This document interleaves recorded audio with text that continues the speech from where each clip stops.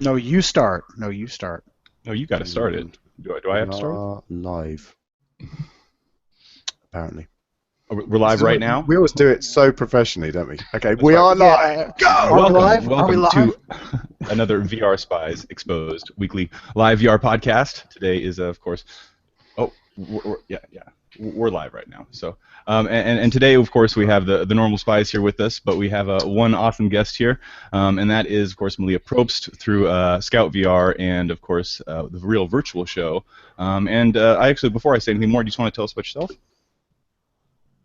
Oh, if these are the normal spies, I hope like can I be the abnormal spy?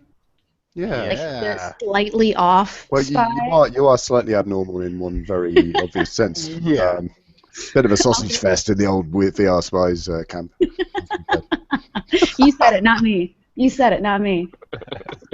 That's No, right. thank you. Thank you so much for having me on. Caleb, thanks so much for the invite, and it's awesome to meet everyone else. Thank you so much for the invitation. I really appreciate it. Thanks for coming. Yeah, absolutely. Certainly, I've been seeing you more and more in the community lately through Twitter, just through different social mediums. So I know that what you're doing is constantly trying to promote VR and evangelize it through, not only social mediums, but trying to just get it to the everyday person. And kind of like, what he said earlier, this is a little bit of a sausage fest area right here. Us guys kind of get together, we chit chat back and forth. We don't always talk about things that maybe some of the everyday people that know nothing about VR would maybe want to hear. So I think that your show is very good, that it's hitting those things, and of course the different types of topics that you might bring to us. I'm looking forward to what tonight's conversation will bring. But of course, Absolutely. we do Absolutely. have a sheet of things to go over. The only people that are not with us right now is we're missing Immersive Gamer 83. Wayne's not here with us. He might pop in later. We're also missing Pretty Neat VR. Billy's not here at the moment, but we're hoping he'll pop in as well. I do want to go over the topics, actually. Would somebody else like to go over the topics? Don, so would you like to talk about Oh topics yeah, since you wrote no. them together, buddy? Well, yeah. I mean, it's just like the kind of rundown of some of the cool things that happened this week in VR, and obviously, we know the biggest news was the announcement of the 30 games that Oculus is bringing to the table for launch of the CV1. Yes. Probably talk a little bit about that, and which games maybe we're most excited about, and there's a little controversy brewing over certain games that are asking for more of your money, even though you've already bought them. Mm-hmm. Yeah, that So, one's making some people very upset. I've heard about that. Yeah. yeah, absolutely. And then, the whole exclusivity battle. We also had some big news from PlayStation this week with the PSVR launch announcements. So kind of cover that a little bit, and then I think you wanted to talk about Iris VR. I know you wrote a really good article about that one, and Unity Chessboard UI, and then could probably talk a little bit about the Razer Hacker Dev Kit launch, the 1.4 launched this week, and then kind of just talk about other headsets that we may have seen like Suline Q, and then kind of just round it up, bring it home. So Don, I just noticed somebody I've got a lot of time for just appeared on the stream, and I'm sorry if I don't know your real name, but the chap that did Go for Launch Mercury mission has just jumped on. He's just said Oh, hi. We ought to fantastic. shout that demo out because I really enjoyed that. It's very simple. Yeah. It's a Oh, really yeah. nice, immersive, claustrophobic as hell demo. So yeah, worth shouting out. Yeah, and Yeah. for everyone that's wondering, this is basically the mission, to space, the Freedom 7 mission, wasn't it? They did back in the early days. So super exciting to see stuff like that. So thank you very much for letting us have a go for Yeah. launch. No Man, I pun can't intended. wait. I'm doing that one tonight, actually, after the podcast. So can't wait to see it. I have yet to see that one myself, but I'm looking forward to it. So as soon as I get a chance to, I will. It'll be fun. But yeah, so those will be fun subjects right there. I know that, excuse me, we have, I guess, a lot of demos that are available for people to try through Gear VR, which are going to be porting over to Oculus as well. We've noticed most of those games seem to be kind of ports from the Gear as well. But Don, you're one of the only people that have actually had the chance to play most of those ones. So Yeah, and I can say as a light experience, it's going to be good. I mean, a lot of the ones that they are porting over are some of the better quality titles over on the Gear VR platform. Now the thing that people got to realize, and that's why you see those at a lower cost in the spectrum of the launch titles, is they're not going to be very long. Most games on Gear VR are very short. They're obviously going to have, hopefully they're going to update the graphics for the CV1, because some of them I would feel would be a little flat on what I would consider a premium VR system. But it wasn't unexpected. I really saw that kind of coming when we got those 30 launch titles. I was like, I bet you before I even opened the list, I was like, I bet you anything, half of these are probably going to be Gear VR ports, and sure enough, it was. Right. Yep, you did call that one. Good job there, buddy. You did that one. So I guess that brings us back to the introduction. Let's go back and start where we began at the beginning. What is it that you're into right now? And to our guest, of course, what is going on in your world for VR? Yeah, and also, sure. just a quick little note. I would love to hear actually how you got involved with the VR. I would love to hear your backstory on that one. Yeah, totally. So I have a deep background in hospitality, actually. And so my roots are actually in hospitality and business and marketing. And I started working when I was 14, and that's how I put myself through college, was working in restaurants and bartending, serving. I even cooked in a kitchen. I was on the line, managing, writing wine lists, that type of thing.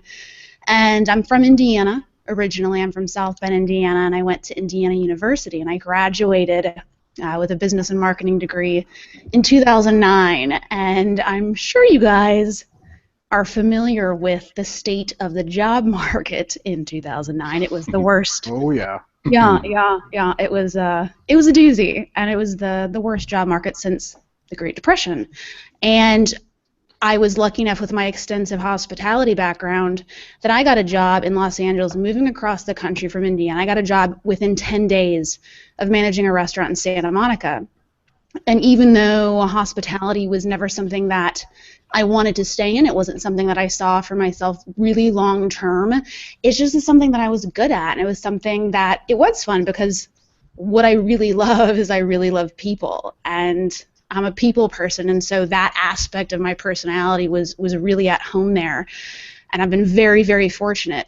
Doors opened, and I eventually found myself managing Soho House in West Hollywood. And so if anyone is unfamiliar with the brand, it's a global private members club, and it originated in the mid-'90s in London. And so managing the West Hollywood house, I was with the company for a little bit over 3 years. I've only been in Los Angeles for 6.5 years, but with that experience, it really, really opened up my network, and I was really fortunate to have a phenomenal network that developed at a very, very, very fast rate.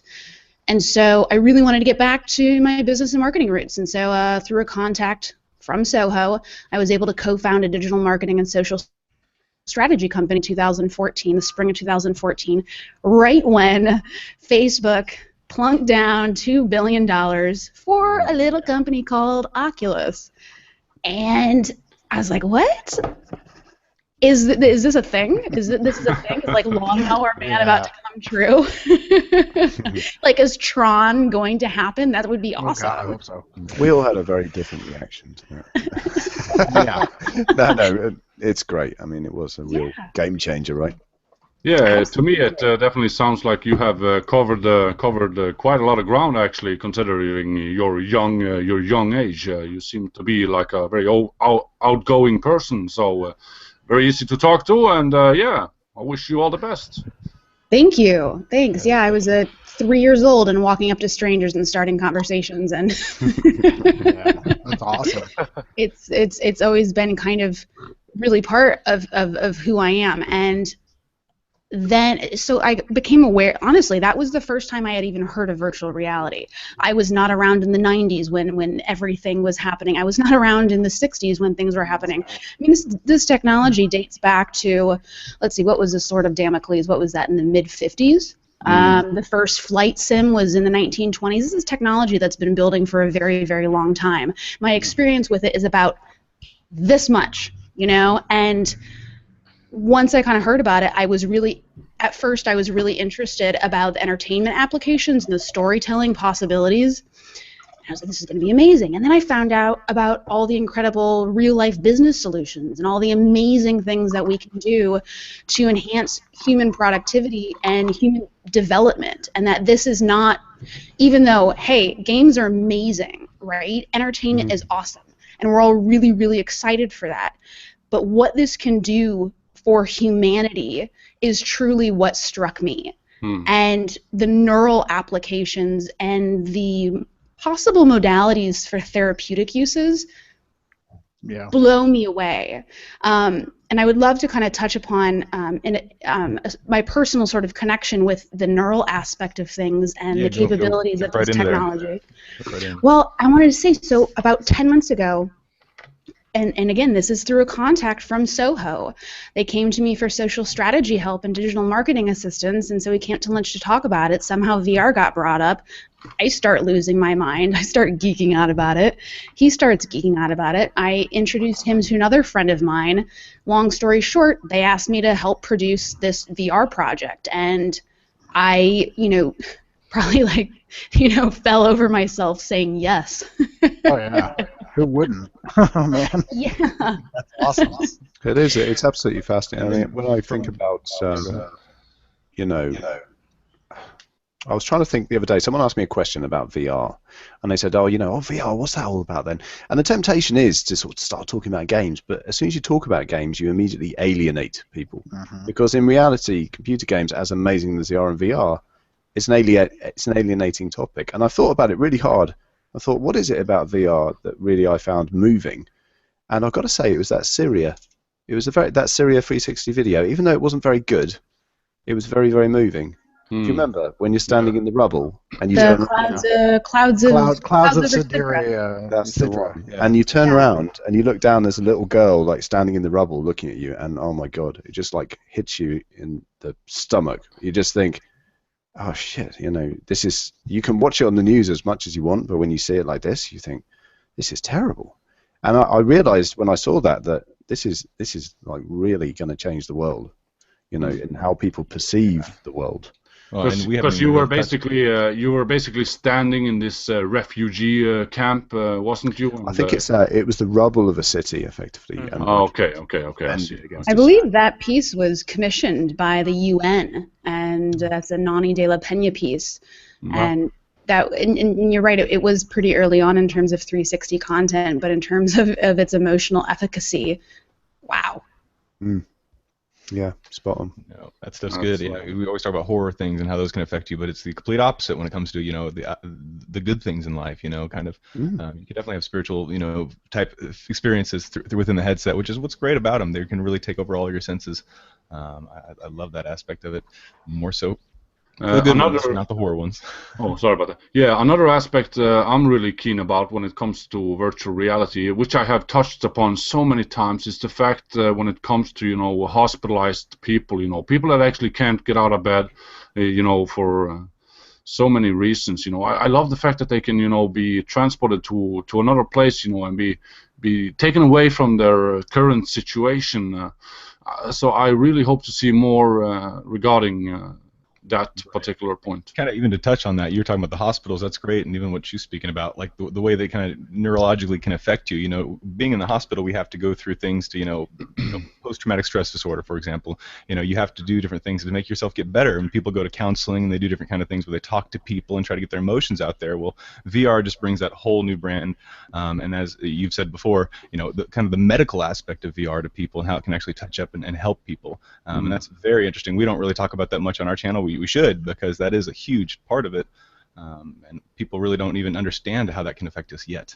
It's definitely a touchy subject, and I basically know all about this post-traumatic stress disorder,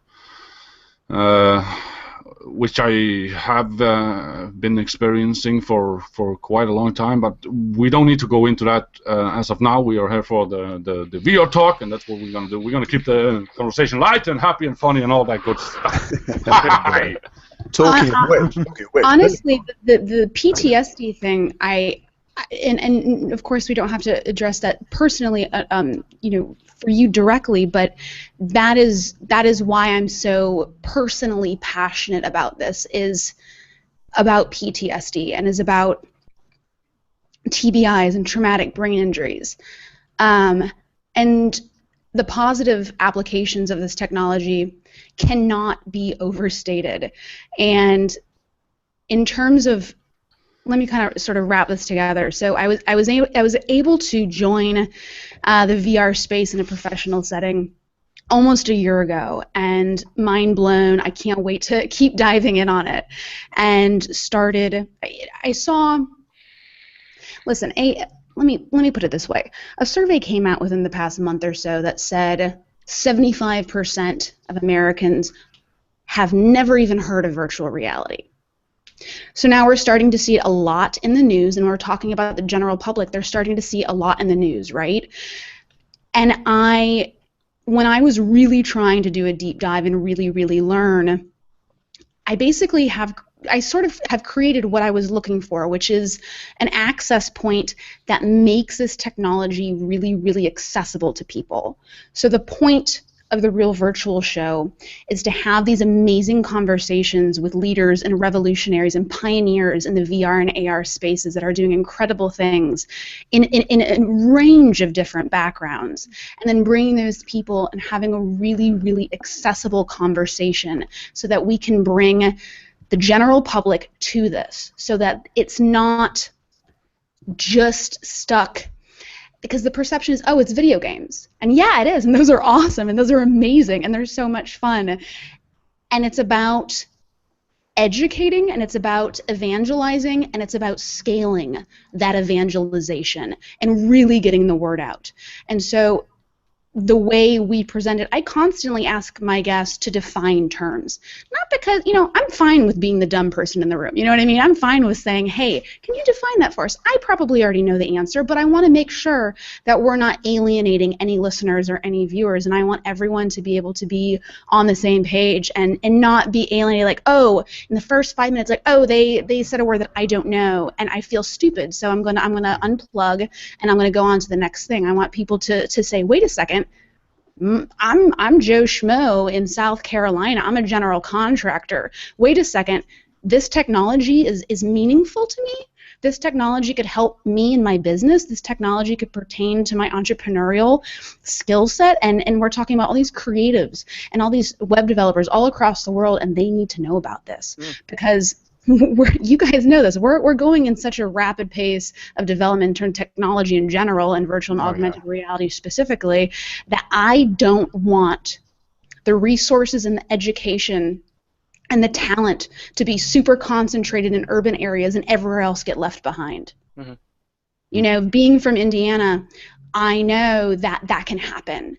And so that's sort of the philosophy that just sort of drives me forward. But anywho, my partner, and actually you guys will like this. You guys will think it is funny. We just came up on our 1-year wedding anniversary on Pi Day. Awesome. Congratulations. Thank you.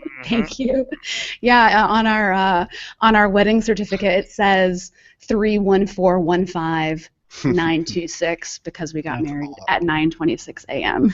That's awesome. That is so cool. Quite amazing. So to kind of give you a background into what my personal story is and why I'm so passionate about the neural applications and the applications for PTSD and TBI as well as physical therapy. So my partner, she was assaulted in 2009. It was a year before we met. It was a hate crime. She was walking down the street in West Hollywood in Sunset Boulevard, and a man came up to her, punched her in the face, knocked her out instantaneously. Her nose was a centimeter away from piercing her brain. She almost died. She woke up in a pool of her own blood. They never caught the guy, and she underwent 10 facial reconstructive surgeries to just put her face back together. Oh, my God. And from that, obviously, PTSD is an effect of that. Traumatic brain injury has been an effect of that. And she also was she's an incredible basketball player. She actually played for Clemson back in the 90s. So FYI, if you want to Google her, her name's Carrie Boyett. She was the #1 3-point shooter in the nation. Awesome. I always like bragging on it. But the point about the athletic ability is the fact that what nobody tells you about college sports is that by the time you hit 40, you're going to have to get something replaced. Yeah. So she was misdiagnosed for a while, and then she had to get her first hip replacement in April of 2014. Then in August of 2014, she had to have her second hip replacement. So seeing really firsthand, really up close to someone who is going through such a medical struggle has been, it's been hard. It's been difficult often. But when I see someone, and I'm right next to someone going through 18 months of cognitive neurotherapy, and it's exposure therapy, and it's all talk-based, and I'm looking at all of the experiments that are going on, all the studies that are going on, like USC with Skip Rizzo, and doing all of the research with PTSD and how this can be so beneficial to the brain. That is why, that is truly what ties me to this technology, is the amazing medical and human benefits that can be gleaned from this. Yeah, that is a really fascinating story, and it kind of resonates with me. It absolutely resonates with me. Oh yeah. I remember. Do you remember when that demo came out, where it was a way of addressing people's phobias? Do you remember? It was like a town. Yeah, I know what you're saying. Yeah, I think I know which one you're It talking wasn't about. particularly well done, but I remember going in there thinking, this is phenomenal, because people who are claustrophobic, people that can't stand crowds, people that are agoraphobic, Claustrophobic. Yeah. scared of Social anxiety disorders. social anxiety disorders. Yeah, exactly. Even like fear of spiders. Just every room, every spiders. street I had did this. the desk, and you had to keep your hands on the desk, and God, the spiders crawled on you. And I don't do spiders, man. But That's I can't remember what they call that, but I mean, yeah, that form of therapy is actually incredibly aversion Aversion, aversion therapy. Aversion therapy. But you're absolutely right. I 100% agree that is it's a fantastic use for VR, and I think it's something that we'll see more and more. You know, everything else seems quite trivial. Everything else we talk about now is going to be crap, isn't it? I mean, Now let's talk about games. Yeah. Also, learner drivers will learn Games to are so important. This is how humans is. play, and whether it's a card game or whether it's kids playing kick the can or whether it's a virtual reality amazing face melting flight simulator, it doesn't matter. This is cathartic for humanity, right? And so games are important in that aspect. And then for the overall adoption of this technology, we all know that games and entertainment are going to be the initial wedge. Everything that comes after that is gravy on the cake, or icing on the cake, rather. It's the gateway. It's the gateway. Workspace safety as well. That's another environment that VR can really sort of shine in as well. Putting people that work in dangerous jobs and actually showing them, you know what, when you make a mistake and things go completely pear-shaped, this is what happens. This is how you die, and making them realize, okay,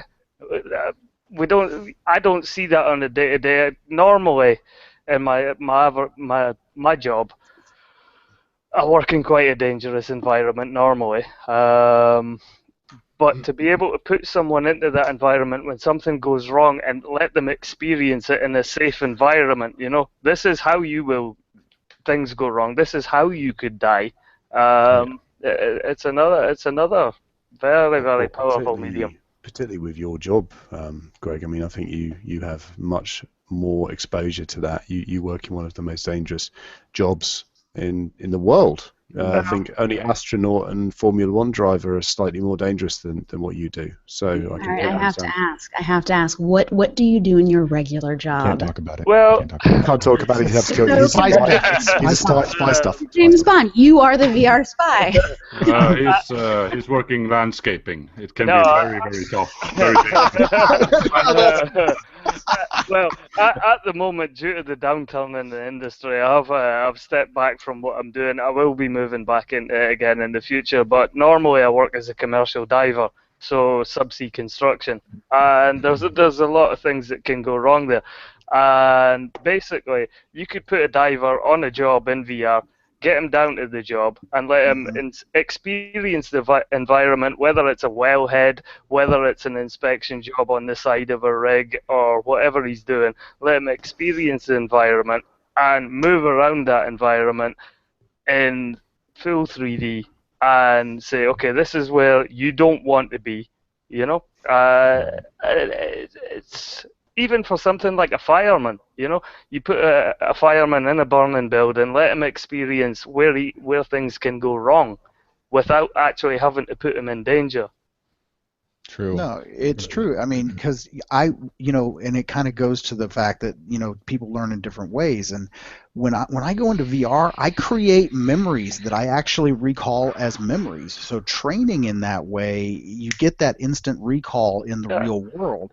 Where if I watch it on a video screen, it's like I remember watching it on a video screen. And that. And just, I mean, for example, the first time I flew in space, I saw the sun in front of me. I had that heart feeling and that, that oh my God feeling, And about 15 times later of doing that same thing, now I feel like a pro. Boom, I can stop my spaceship, no problem. So but when you really fly in space and it happens, then you're going to know what to do, Caleb. Even zombie attacks. Zombie attacks. No worries. I keep saying to my wife, "Don't worry about it. Zombie attack. I've got it." That handled. No freak out time. You go straight for the axe. You just go straight for the axe. The first time. Listen, I was saying this for a while. I was like, I don't really know if we should be doing all the first-person shooters in VR. I don't know about this. And then I tried it, and I love killing zombies in virtual reality. And when we get touch and actual controls, I mean, it's going to take it to a completely different level. Okay, well, so you're talking about touch controls. Let's just jump right into it. Oculus announces 30 launch titles that are available from day one, plus pricing. A lot of them will have touch controls that, obviously you can't have the ability to use them yet, but they're there. Anyways, let's talk about some of these games, guys. Let's jump right into it, and let's start off. Does anybody have any favorite games that they want to talk about that's a launch title? Absolutely, there's a lot.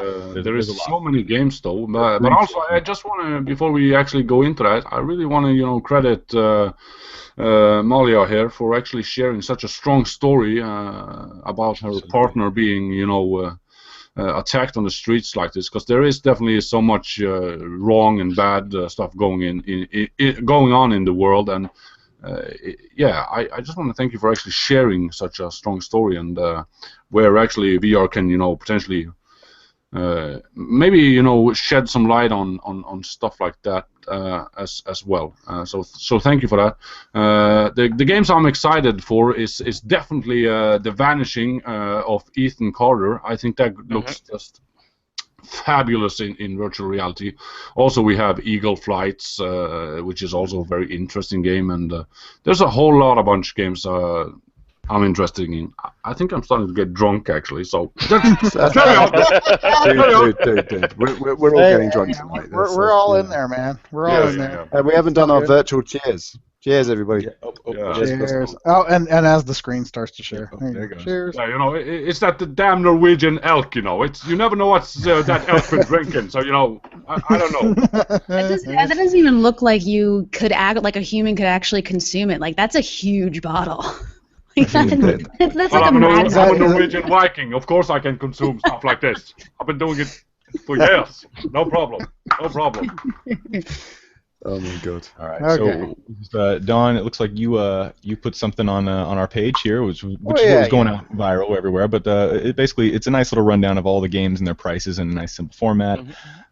It is, and I gotta say the one at the top of the list is one of the ones that I am desperately wanting to play. I'm just seeing too much good stuff about Adrift, and very happy to see Elite Dangerous made the cut. That we are going to have true 1.0 support in Elite.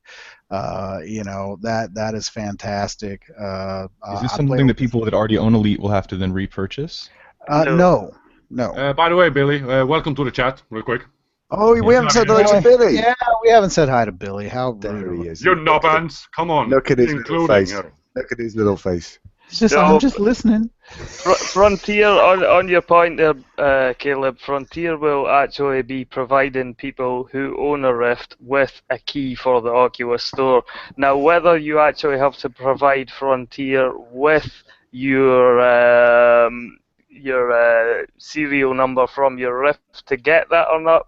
Not too sure how that works at the moment, but basically it'll be the same as the Steam VR integration, I believe, where if you owned Elite Dangerous, you could then go to the Frontier store and claim your key for the Steam VR integration of Elite Dangerous.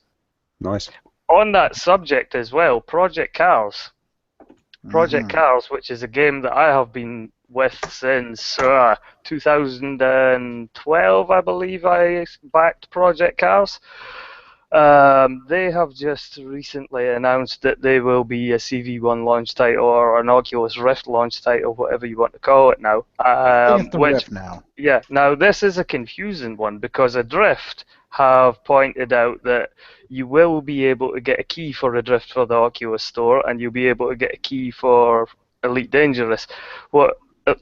What Slightly Mad Studios have said is the edition that they will be bringing of Project Cars to the Oculus Store is the Game of the Year edition, or the Ultimate edition, which is basically the game plus all its DLC.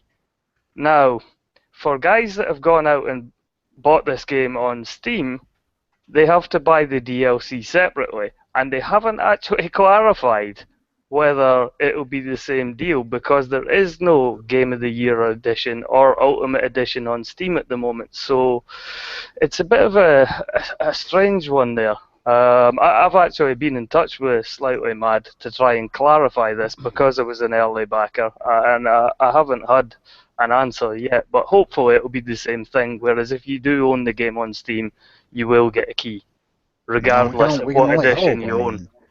You know, but we've already seen, like, I think Ethan Carter, you know, I know GameHeart said that's his most anticipated game. Well, there's a good possibility you're going to have to buy it again.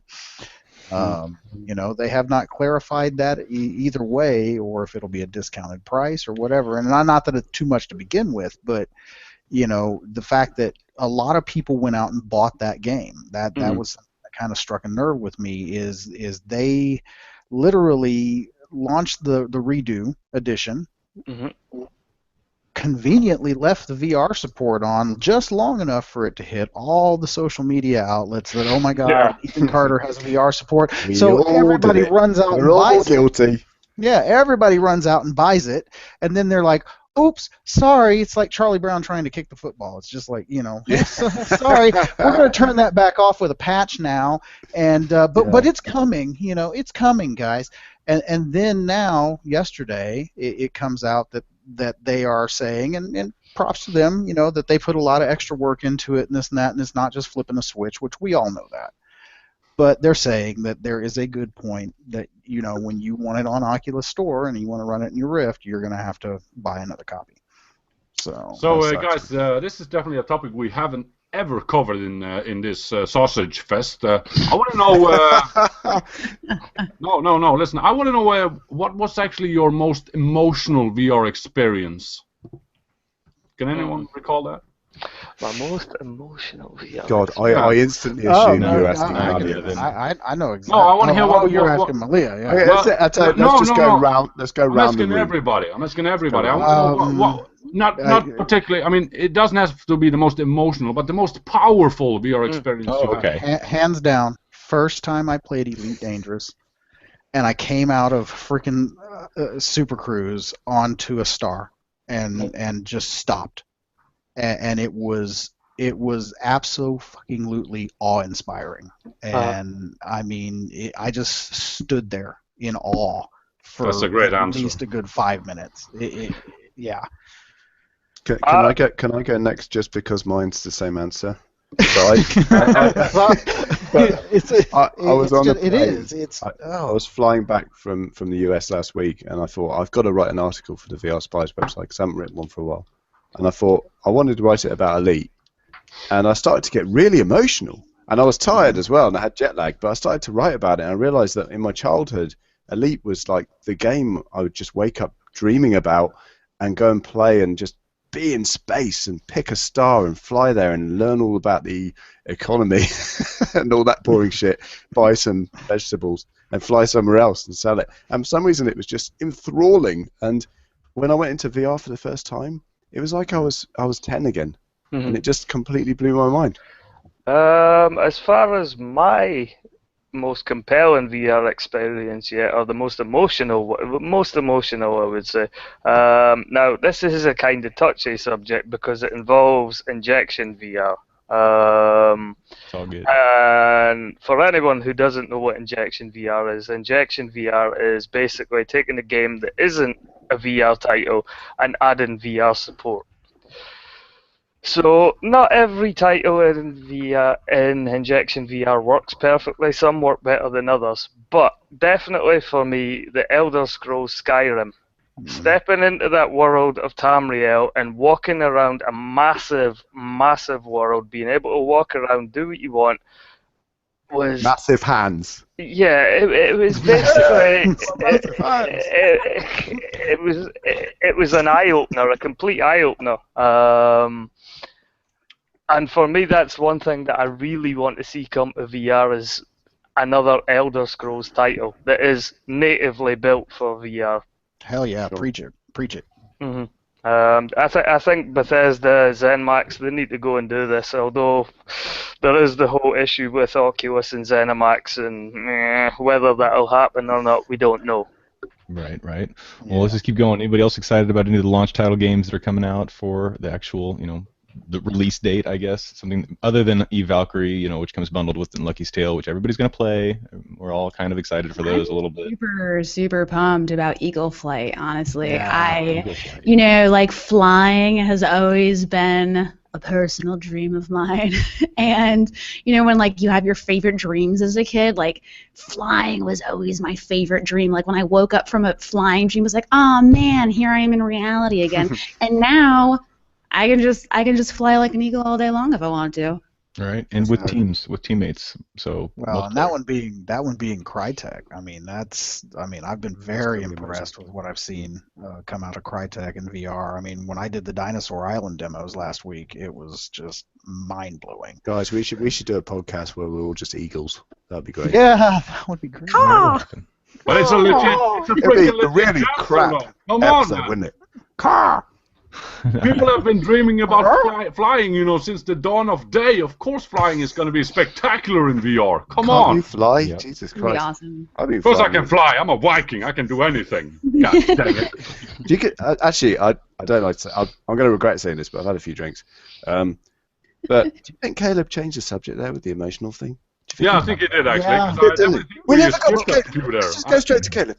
Caleb, what's your most... The subject has already moved on. Once the subject moved on... No, we're back on it, son. No Don't you pull that moderator shit. Speak up, Caleb.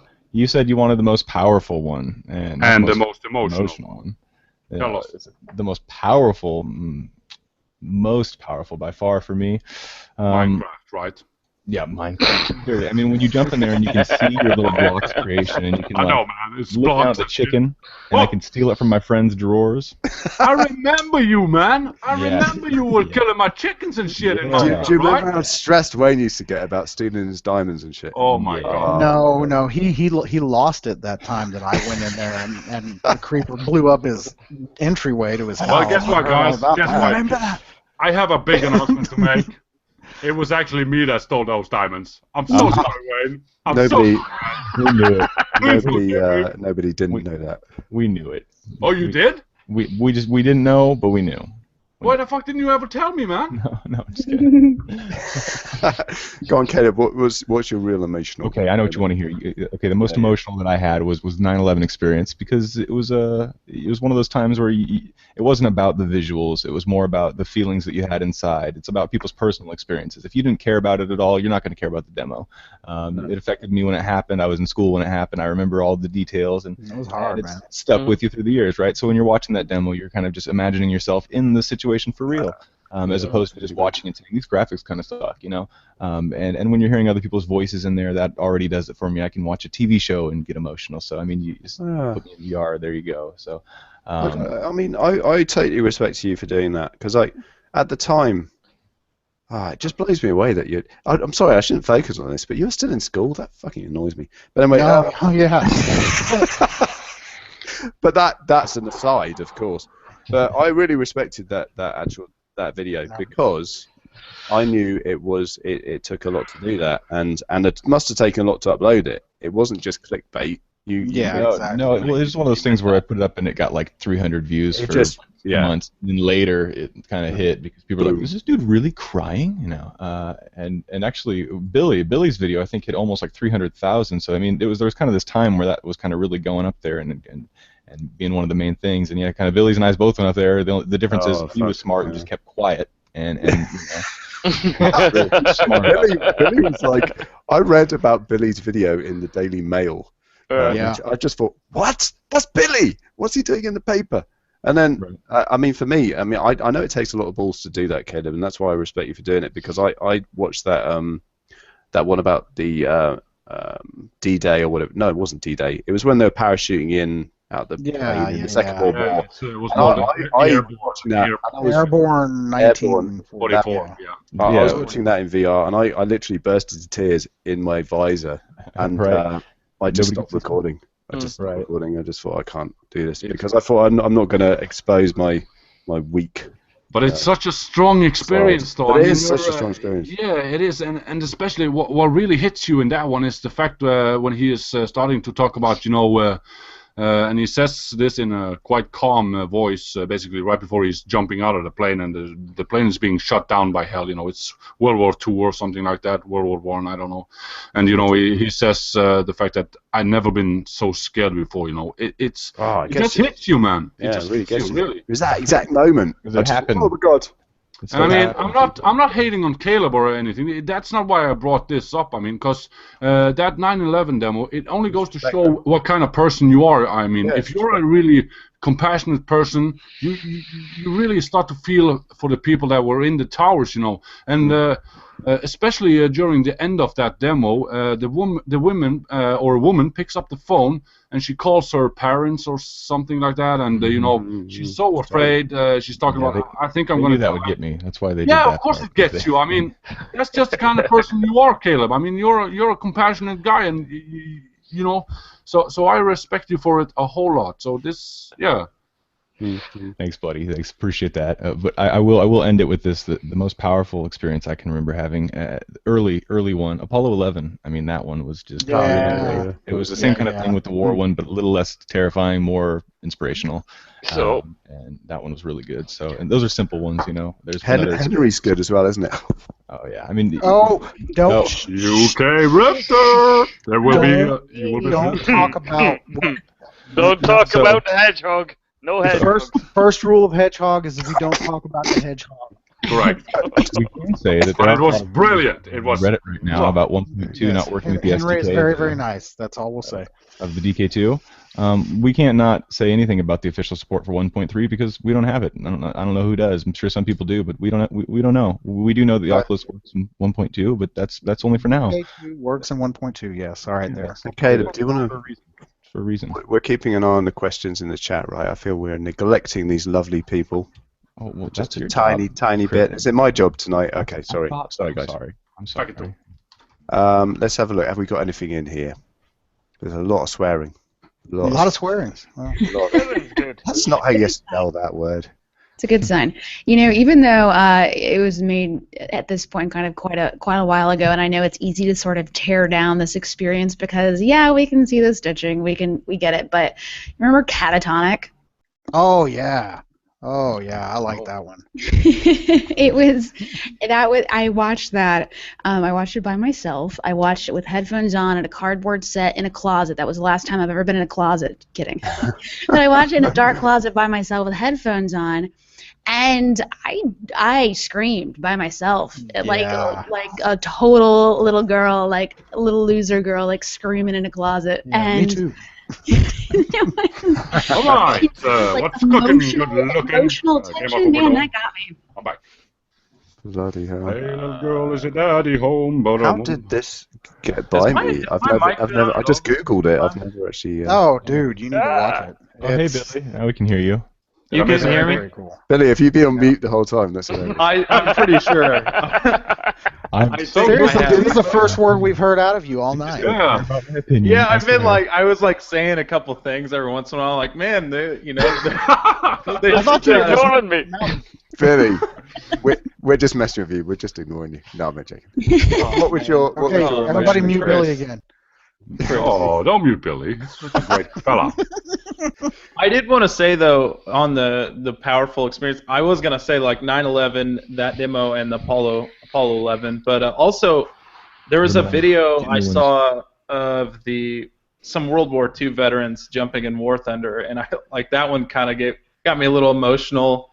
And then there was another one where there's a company called Wild Eyes, and they're like filming all the national parks in the United States, and they were showing it to like little kids in a classroom, and I just like thought that was really powerful.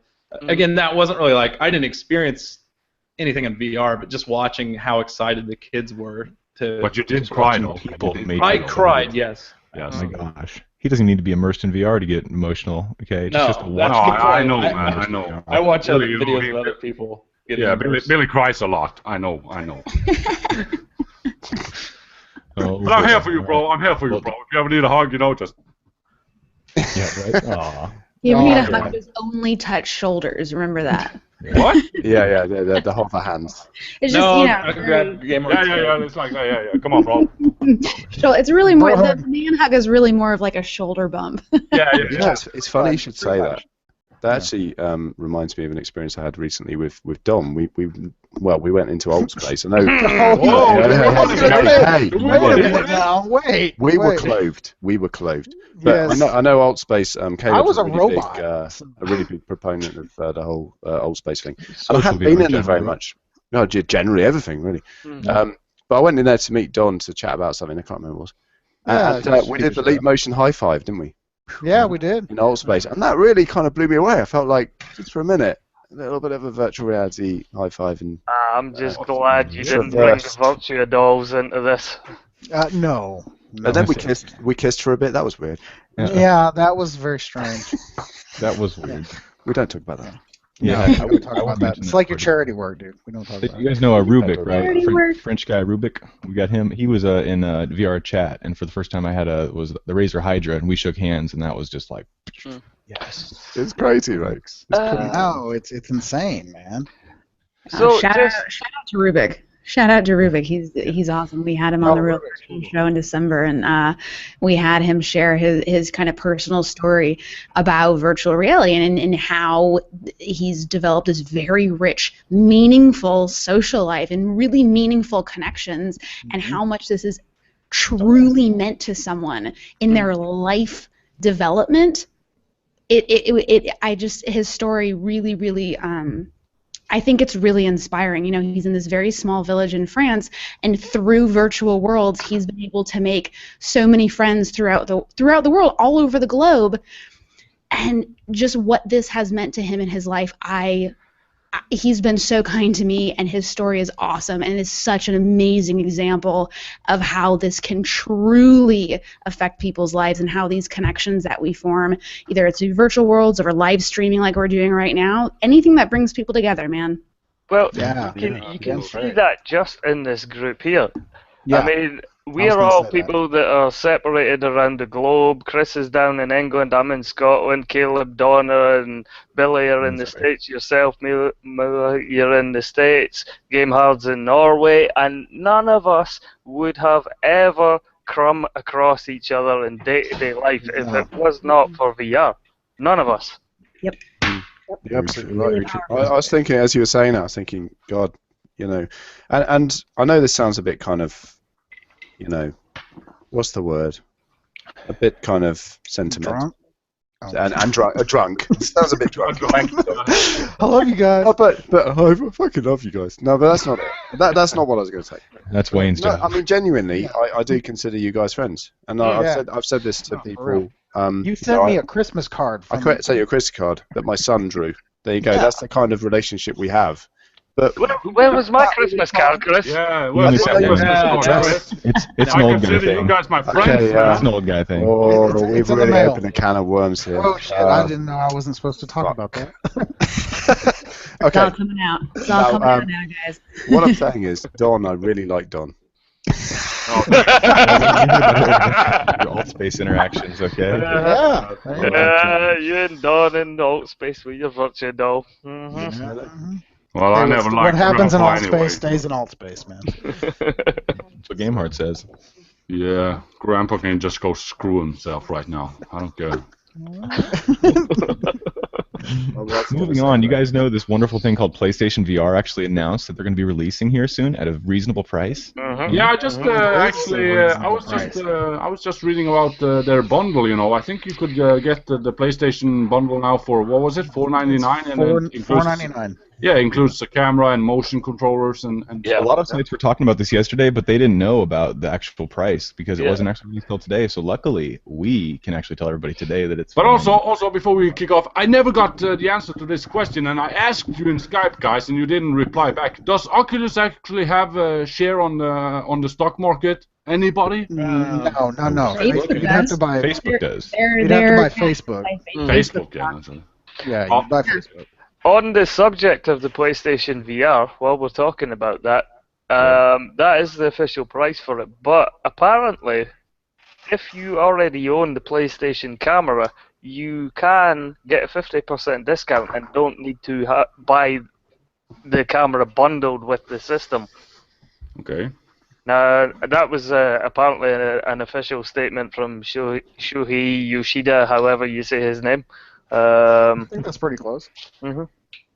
Sounds legit. So it could be $450 or $499. No, I think depending on what you already own. That came out today was, the big hot topic right now is room scale, and they've actually pretty much shown that PSVR is also a pretty decent room scale device. So great. So great.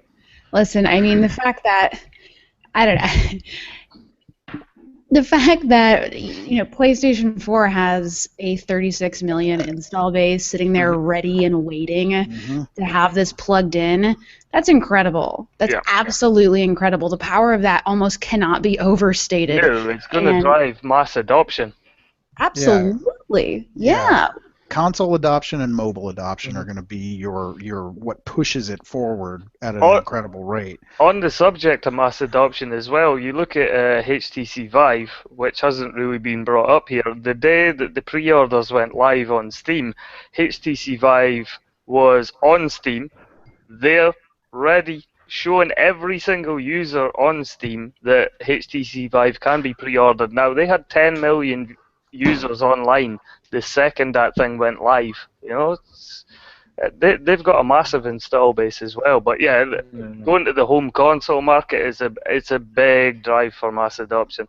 Yeah, I do got to say one thing. I think it's one thing I've just noticed somewhat recently, because we always talk about the Oculus and the HTC Vive and how the Vive is somewhat campaigning better in terms of marketing. I mean, they've got Fallon always trying it out on the Tonight Show, which is huge press for them. VR has been around for a long time, but people saw that and they're like, this is a brand new thing. It's like, no, but regardless, I think one thing that Oculus is kind of, I think, putting all their eggs in the basket of the Gear VR, believe it or not, because when you go to Best Buy, every Best Buy in the nation, they've got Gear VR everywhere now. Well, it's I think I everywhere. gotta chime in though and say that's now because Gear VR is a purchasable unit. Yes, now it wasn't before. Yeah, and I think as the Oculus Rift, because I guess we're 10 days away, we can stop calling it CB1 at this point. But I think as the Oculus Rift is launched, you're gonna see that same push in Best Buy as well. Here in the States. Another thing, is the fact that PlayStation is going to be the first console VR headset that gets pushed out. So they're going to win a lot of audience just on that fact alone. Yeah, I mean, even in the UK at the moment, there's certain game stores that you can walk in the UK at the moment, depending on where you live in the country, and actually walk in and test the Vive today. Yeah, that happened 2 days ago. Yeah. Several major retailers across the UK are now walk-in destinations. I mean, VR companies need, like Oculus and HTC Vive, PlayStation VR, this is something that they really need to do, is put it in stores and have demo units, because for the general public that haven't tried VR yet, the only way to understand how VR works and how immersive it is to put that thing on your face. And if you haven't put that on your face and they're saying, okay, we want $600, $800 for the Vive, whatever. That's a lot of money to spend, so they need to make these things available to the public to test. Absolutely, Yeah, for absolutely. I wish I could actually, for once, try a HTC Vive, but you know, I'm up in Norway. All we got is fish and polar bears, so I will never get to see one. But I wish I could. For sure. Yeah, I had my headset off for a little while there, but yeah, they've got demos in the UK. Yeah, I'm in the You need to Midwest start US. the and Norwegian there's virtual nothing. reality store. I need to be the first one, but the Norwegians, they are clueless, you know. They know nothing about technology and virtual reality. They are just concerned about fish and polar bear. That's it. It's amazing. They actually have Jeez. the equivalent of Fry's Electronics in the UK is a place called, I think you have it as well, PC World. Yeah. And that's they have Vive booths in about maybe 10 stores up and down the country. So if you're in the UK, you're pretty lucky. I mean, Also, Game are the equivalent of, is it GameStop in Game the US? And Game Game are planning on bringing in units in the UK as well to test. Well, by the way, if we have any developers in the chat now, could you please make a, like a polar bear simulator or something, so I can just show people up in Norway what it's all about, please? Can we go through a couple of questions, because there's a few here. Yeah, So, that's kind of going wow. Yeah, I mean, they tend to. I see. Actually, there is one replying in the chat now. He is called Andreas Andersson or something like that. Arnson. Didn't Norwegian army mess around with the VR? This is actually very correct. They did actually mess around with the Oculus Rift DK2. They started to, continue developing on the DK2. I think they spent a lot, around $30,000 in the DK2. And what they did is they jumped in a tank, a war machine, it shoots and stuff like that. You all know what a tank is. Basically, so the tank operator. Yeah. So the tank operator, he's strapped in his Rift, and they had cameras equipped all the way around the tank, so he could see what was going on outside the tank. I'm sorry, I'm stumbling in my words. I'm not a Native American, so I struggle a lot. Both in. Yeah, I don't see any feathers in your hair, Game Hard. What do you mean? I'm not an Indian. I'm a white Native American. Yeah. I'm not Native American either. Maybe a little bit. Okay. Sorry, if I. No. You're fine. So You're fine, we got John Boy VR here. He says he's from Scotland. There you go, Greg. Greg and I'm talking. Another one. Let's not talk about Scottish too much. He's pre-ordered a Vive and a Rift, and I imagine a lot of people in this situation, and now they can't decide which one to cancel. And I imagine actually a lot of people have done it. They've hedged their bets. My opinion there. Don't cancel either, and see which one comes first. My opinion is definitely cancel your Oculus Rift order, so I can move ahead in queue. So cancel your Oculus order. Yeah. I That's what I've think been saying. Yeah, there's more game development, obviously, that's happened for the Rift, and I think that we're seeing that the Vive is kind of going towards a little bit more of an enterprise type of demographic. But I mean, I haven't been able to play with Medium yet on the Rift, but Tilt Brush is hands down my favorite thing to do in VR. And this is a total. I am not a gamer. I'm really not. And so really, it's like the first-person shooter. I enjoy those in virtual reality, but Tilt Brush, I feel that a lot of people in VR are underestimating the regular person's appetite for creation. And people, people all over will spend hours on their laptop playing in Photoshop, just playing around. And Tilt Brush to me is I could spend hours in there, and that's my hands down favorite application. It really is. Well, I can see it. On your podcast last night, at one point I remember you guys were speaking about creation within Unity and within Unreal Engine using motion control. Now, for someone like Caleb was saying last night, for someone who has no game development experience but might want to just jump in and create a peaceful environment, and maybe throw down some grass textures on the floor, throw down some trees, make a little cave and a nice lake scene and just chill out. Something like that is it's on the same par as Tilt Brush, but in a different perspective, really. But still a little more technical. Real quick, I almost think about it like you've got your designer program. You've got your Illustrator, I use SketchUp to do a lot of my 3D models. So you create your models, and then you basically import them into a game program such as Unity or Unreal or CryEngine. And kind of great. Yeah, you're basically talking about the game engine aspect of it, which is amazing. But Killpunch is but I kind of mean, you go in and create the small things. Well, so you got like this application, yes, build it, but and then you can import it in the whole. with It's pretty cool to get with Minecraft out there so you can have multiple people, because from what I understand, it's just kind of a solo thing at this point where it stands. Minecraft, correct? No, not at all. In terms of VR. But we all in play terms together. We can You did talk play a lot together? about Minecraft. Come on. No, in you VR should. or Caleb, the regular 2D? In in VR. VR. In VR. Yeah. So is it awesome? It's amazing. beyond awesome. It's really cool. It's totally rad, let me tell you. It's As long as they don't steal totally your diamonds or kill all your chickens. Radical. Or blow up your Yeah, house. yeah. I thought you were talking about the regular 2D Minecraft. Gotcha. So you guys No, have No, no. not If at we're all. talking about stuff together, we Cool. always play VR. Caleb has a phenomenal Absolutely amazing. server.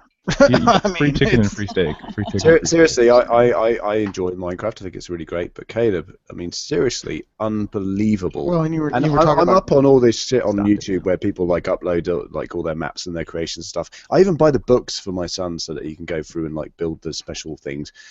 Caleb's stuff just is fucking amazing. I'm sorry, it just is, Caleb. It's Just my check little his world. channel. It's my Have a look little at it. world. You Mr. created Minecraft. basically No, Caleb had Well, production throw- lines and Electricity. Production lines. You can Yeah. put electricity in there. So I He's- created battery farms of every kind. throw up one of your videos. Oh, yeah. The it's, Minecraft Maestro, perhaps? He is the Minecraft Mhm. maestro. No, he's the very, creator of very worlds. good. Very, very detailed, You guys intricate need to stop. worlds. Yeah, You get so embarrassed. Well, it's hilarious. now, We should do this more. while we're doing this, though, this is a good segue into something that Caleb wanted to talk about anyway, because when we did our meetup here in Springfield, Yeah, Caleb yeah. actually showed me something very cool that he was doing with SketchUp and another plugin where you could create those worlds in SketchUp and then jump into them in VR. So what's that all about?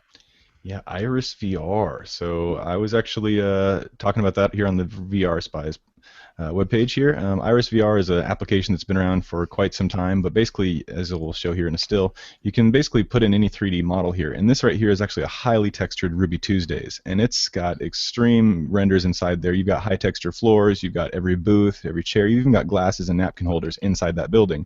But you start out and you can see it from above, which is amazing, and you see this little kind of person that's there. You've got scale, so you can jump in any of your 3D creations, and to scale that you create, it's not the scale of the program, it's the scale that you create through your 3D art program. It'll actually allow you to jump in, and you can see from here I kind of just click into the program, and all of a sudden I'm right there next to the Ruby Absolutely Tuesdays.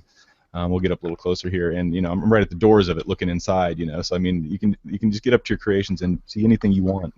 And what's great about this is that basically anybody who has access to a 3D warehouse, you can jump in and you can look at anybody's creations very quickly without having to go through all the Unity, without having to go through any That's a great programming of article. any kind. Really great. I mean, it's literally drag, drop, click, and you pick up your headset and you're there. And this is great for businesses as a whole, realtors, and of course just designs for your house. I mean, there's so many applications of it. You can't even really start wording things. You'd be talking forever. So it's what I like about it is its ease of use. And it will be starting to be a paid beta here very soon, but deservedly so. It's a great program and it works very well. And it's the only one that I know that does things such as that. I mean, you literally jump into SketchUp or any other 3D program and save it as a file. That file right there, drag, drop, boom. So Amazing. yeah, it's a wonderful thing if you haven't tried it out or if you're interested in anything like that. I think it's very interesting. So. Yeah, Another thing that I find really interesting, which is actually a way to drop it in 4 days on the 23rd, is VR Desktop. Now, I've spoke about this probably too many times, but VR Desktop, I don't know if how many people have tried this in here, but VR Desktop basically allows you to use your desktop in VR, and this is coming to Steam on the 23rd. With motion control for Vive, and I presume they say it works with the Oculus Rift, so I'm presuming it's going to be coming to the Oculus Store with touch control, and basically it allows you to use your desktop in VR, and with the touch controllers or the Lighthouse controller, touch your desktop icons, and for what reason would you ever need to come out of VR if you're sitting at a desktop PC? You could go in, You boot up your PC, you're in, you can start your games, you can go to YouTube, you can watch videos, you can go into their home theater, watch your movies from a 3D home cinema environment. That's a phenomenal program to me, absolutely superb. Yep, and of course, even I don't know if you mentioned it there, but like if you're watching a normal video or a side-by-side video, you just can strike the F, I think it's F2 or F6, and then instantly it'll take side-by-side footage and make it 3D around you. So you're sitting in a 3D. You don't have to worry about having a player. No, you can run a normal VLC player on a side-by-side content, and the program will make that 3D. And it takes care of it. That's awesome. And YouTube videos. Yeah, you can watch your YouTube videos. You can go straight from a 3D desktop straight into a VR game, back to your desktop. You don't have that shock from leaving a VR game or a VR program and coming back to your desktop. Your Rift shuts off, and it's like horrible, cross-eyed. You're just those days 3D desktop. Gone. I mean, it's you kind of wish that's what Oculus Home would have been, but obviously we've all seen it now, so it's. By the way, Billy, have you gone airborne yet? Have you been flying lately? Did you check out my video, by the way? About the TF-51D Mustang. No channel promotion, please. No channel promotion. My bad. I was going to tell you though. Earlier, I don't know if because you were talking about trying to put up side-by-side videos. I don't know if you've tried just like playing back the videos in VR Player or Total Cinema, and then just record that window. Right. Actually, there is a possibility. There is a possibility for me to enable side-by-side view in my editing software, but I haven't gotten around to do it. Yeah. So I'm looking into it. Yeah. Is that secret info or what? Yeah, that's secret intel. So okay. Don't want anybody to know about that right now.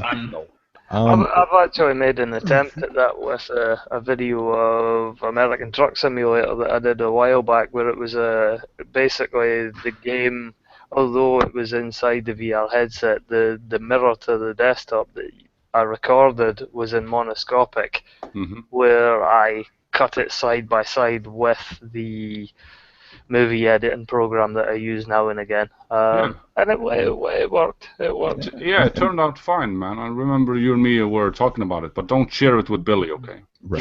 Without giving any details, I think I can say one thing too. Talk about side-by-side content. If you guys noticed, when you do play things in the new Oculus, and they've actually shown this in some of the places where people have been playing the CV1, so you've seen it on other screens through other videos, but they always come up with like a half of the screen already, so when you play the new Oculus, you don't actually get the full screen resolution in most of the games. You get basically kind of a high resolution, more of a half window as it is, so I think you're going to be seeing a lot more side-by-side people in one side and of course the video on the other side in the future, as opposed to side-by-side content, and that's what it seemingly is to be, but I've seen that on several posts for the past several months, so I'm not surprised myself. So for streamers and YouTubers and people like that, it makes more sense for Oculus to have a monoscopic mirror, because most people that watch YouTube content or any sort of streamed content, they're used to watching it as a basically just a flat monitor view. They're not used to seeing this crazy warped side-by-side content, and it doesn't make sense to a lot of people. Why is this video side-by-side? Why is it in strange circles on the screen in YouTube? What is this crazy content I'm watching? Right. Well, and a lot of the different headsets have been talking about that exact subject of how not only are they going to try to be different in the market by being a different headset, but how are they going to output their videos so that they can kind of tell when you're watching their videos online as opposed to somebody else's. And I can kind of speak to something I found today when I was recording lunchtime with my Gear VR. I wanted to record the new Oculus social integration with the streaming 360 video now coming straight from Facebook and being able to like it and share it and all that stuff.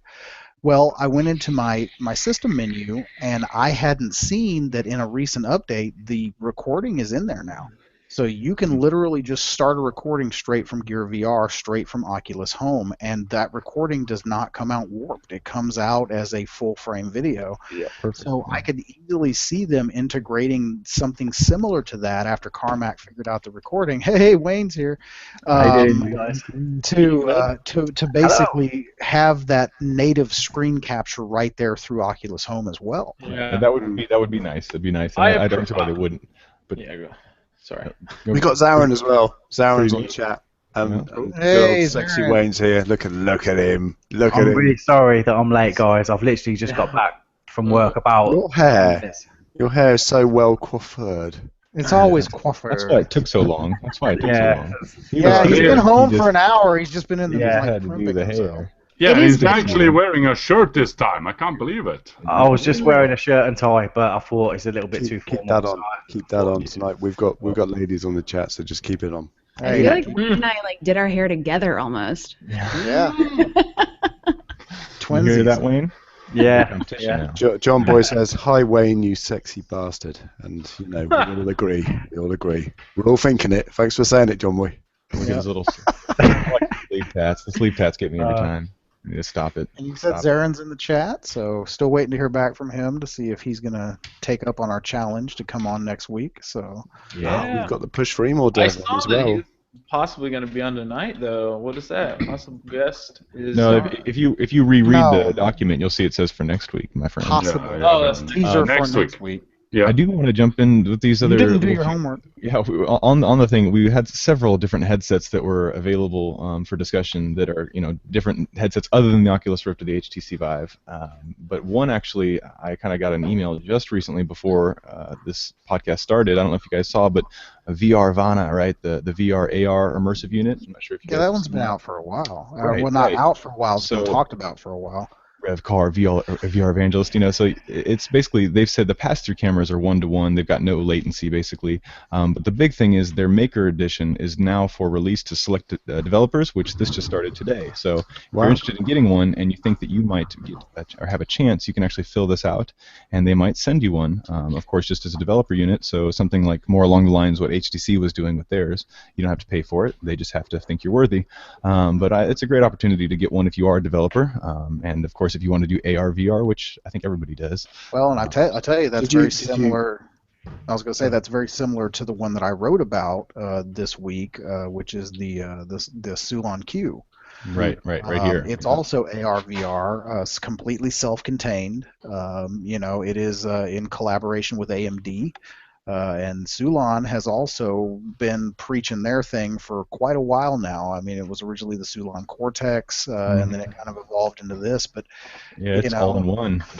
Probably going to be a little heavier unit, as you can see in the pictures. But man, if you look at these specs, I mean, it's got a quad-core processor, 8 gigs of RAM, a 256 gig SSD, a 2560 by 1440 OLED display, capable of 90 hertz. So you can do Google Hangouts. You could technically do what we're doing right now. Right in that headset, and that there is no pricing and no release yet, but they just showed off the unit at GDC, and it's completely tether free, guys. That's crazy. By the way, guys, I got some great news. Grandma is still breathing. I sometimes have to run back out and forth. So well, that's good to know, man. Yeah, I know. She's just hold a mirror up to her face. Yeah, another problem. No, she's still good. That's good. Good to know. When this was announced, the Sulon Q thing, and actually, I think this is a great place for me to ask this question because I think you guys can really give me some really solid information on this. They're putting this out and they want developers to develop for it, right? However, if we already have a number of different content distribution platforms out there, and if we have big players like Facebook behind Oculus with the Oculus Store, you got Google Play putting their choke on things, iTunes obviously, iOS, the content. We don't have to talk about the content on iOS, but obviously that's the walled garden. So when it comes down to content is why people buy things, and this is why this is what drives adoption. Video games is what's going to drive the initial adoption, right? Entertainment is what is going to drive the initial adoption. So How easy is it for big companies like Samsung that are heavily invested, like Facebook heavily invested? How easy is it going to be for these huge companies that are already progressing in the content front? How easy is it going to be for them to choke out these type of solutions? Or like, can you help me sort of wrap my head around this? I guess it kind of depends on how much money they want to invest in it. I would say. Yeah, and well, yeah. First, when I look at it, I think there's always going to be a market for multiple headsets. Obviously, for different prices that there's going to be, and of course for the different reasons that you're going to have them. People that don't want to have a PC or that don't have a PC already are going to be very keen on buying an all-in-one headset. And I think in the future that is what we're looking for, which is what the Gear VR is. It is an all-in-one headset. It's basically the phone is the processor, which is what this thing just doesn't have a phone. So I mean, do you want to be able to take your computer out and take it with you, or do you want to make your phone always be stuck in the headset? So that's another question between the Gear VR and those people. But I do think it's really going to be on how important and how intuitive and of course original is their technology. Because if it's something they're building from the ground up and it's special, they will get bought out because these big companies are going to want to stay big, and I think they're going to want to absorb so many of these smaller people. No, if they're the absolute best thing that can happen for the VR industry as a whole is for the successful HMD to BOS VR, because having a successful open source VR platform means that 1,000 other HMDs will follow on the same platform. Having have it up already. It's right here. Boom. OSVR right there. You can actually buy it right now. Yeah, I mean, a nice segue, right? To 1.4. Yeah, segue into 1.4. I've been tracking this thing for a while. I would love to get a 1.4. Right. Well, I mean, one of the things that I was excited between the 1.3 and the 1.4 is they've got some sort of new screen diffusion technology. Yeah. And basically they are saying they have eliminated the screen door effect. Yeah. And that even in, people say it fades really fast, but even in CV1 and Vive, it's there. Yeah. It's still there. In my Gear VR, which has a 2560 by 1440 screen, it's still there. Basically, what still they've distracting. done is added a film layer over the screen so that it diffuses the pixels, and you don't see the lines in between the pixels anymore. I can see it's still 60 frames per second, though. It's not. Well, it's 60 frames, but it actually does the thing kind of like PlayStation VR, where it does the frame insertion and the extrapolation, so it's actually the image of a 120 hertz. Okay, I didn't know that.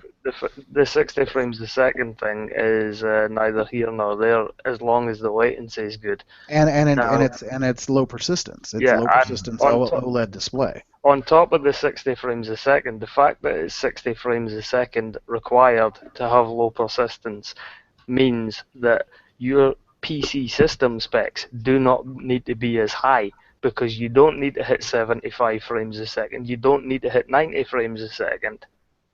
So your graphics card then doesn't have to be so powerful to have a nice, smooth, latency-free experience. Yeah, and their software is starting to work with more and more platforms. I mean, it's got great integration with Steam. I mean, you can play Elite Dangerous on this thing. Absolutely. I think Project Cars works now too. I think Project Cars works in it. Yeah, I think we've seen some videos on that. And as everybody's been speaking to, you've got a $299 price point. You've got a lower spec computer to run it. So for bridging the gap between that mobile and console VR, you're going to have the Razer Hacker Dev Kit, and it's going to be kind of a lower cost entry solution into higher quality VR. Oh, I'm sorry. I really, really hope, for the same reason I expressed earlier, I really hope OSVR is ultimately the most successful headset, because I think it's better for the community. And I really don't want to go into this discussion for reasons obvious. Right? I know we're not going to talk about this, but we can't talk about this. But we are concerned about the way things are going with these big bad boy companies and the way that they're acting and potentially the actions they will take. And OSVR, no such concerns, right?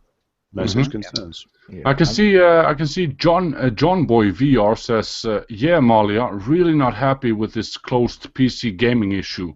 So can somebody elaborate on that? Because GameHall doesn't understand what closed PC gaming issue. I think they're talking about. I think they're talking about the walled garden, the Oculus exclusive, things like bullshit. I think that's bullshit. And I was going to jump in, but it's just there's a lot of people in here, man. It's known when they're all. Yeah, there's a lot of jump people in. tonight.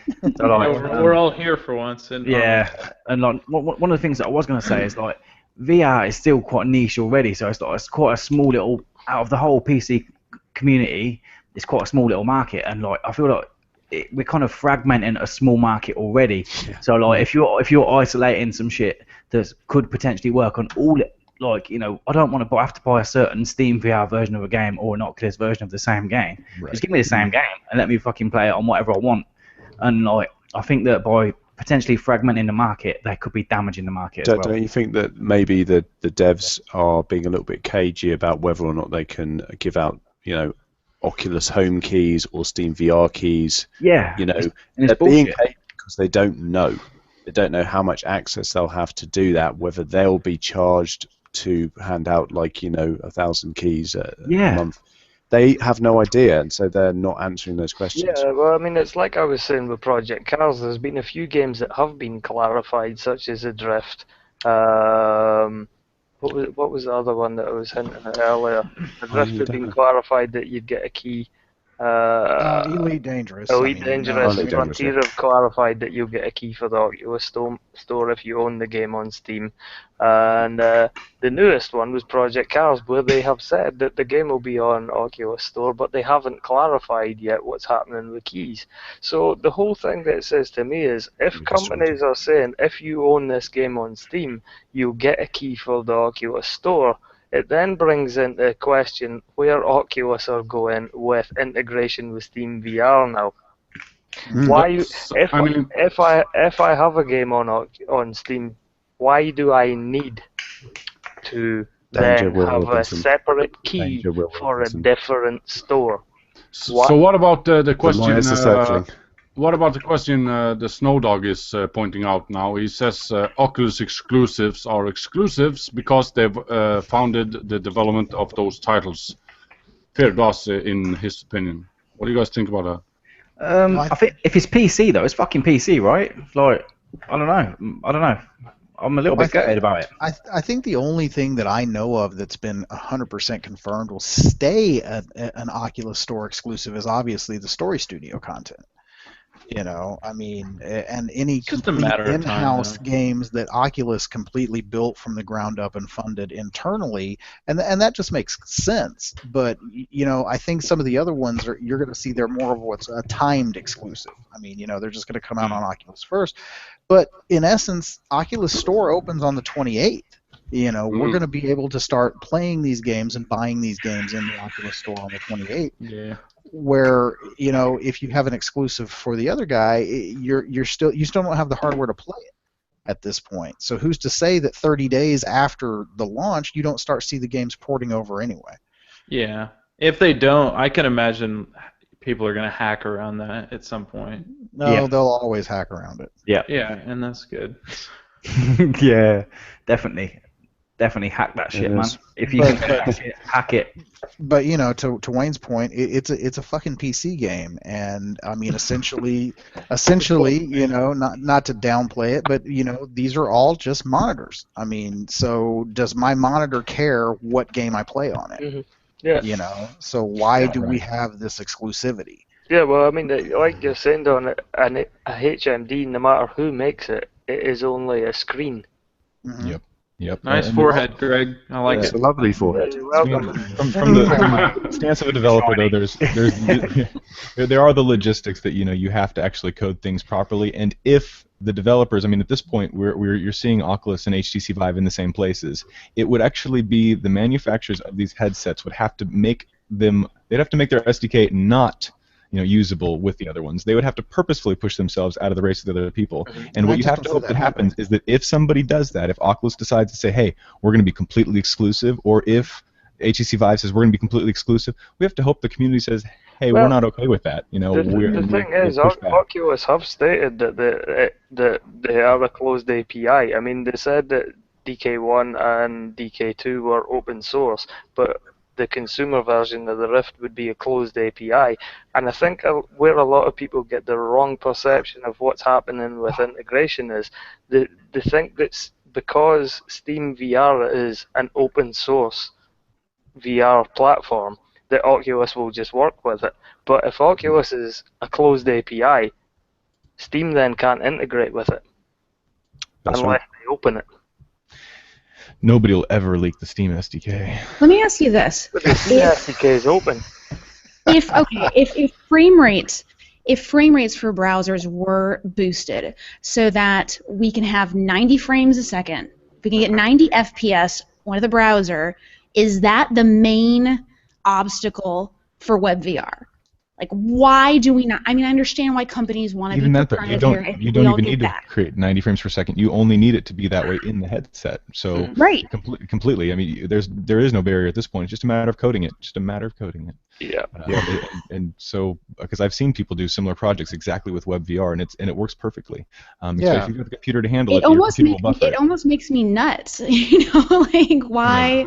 I'm such an advocate for open standards. I really am, and I don't know. Anyway, that's one of the things that you see with Steam and the HTC Vive and the Steam VR platform is Steam VR is open VR, and it integrates with other VR platforms such as the Razer OS VR because that's an open platform. But as far as we can see, Oculus have closed the platform for the Rift, whereas it used to be open for the DK2. So although that Steam is an open platform and will accept other people in, if Oculus's platform is closed, it can't then integrate because they've closed it off.